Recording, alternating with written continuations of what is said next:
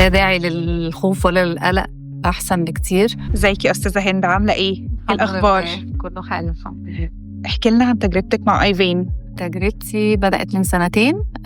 جيت لدكتور أحمد وقرر إن أنا أعمل قسطرة الليزر، وبس أنا للأسف قلقت وقعدت الفترة دي كلها. بس الوجع كان بيزيد بقى، ومشاكل الشراب والمشي والحركة زادت، فجيت لدكتور أحمد وعملت القسطرة ولقيت الموضوع لا داعي للخوف ولا للقلق، أحسن بكتير. أنا لسه بقالي كام يوم، مشيت من بعدها بكام ساعة وجاية متابعة النهاردة. البروسيدير كانت سهلة جدا، ما حسيتش بحاجة خالص. تمام. الحركة حاسة دلوقتي التقل اللي كان في رجلي قل كتير قوي. لابسة شراب بس حاسة في فرق.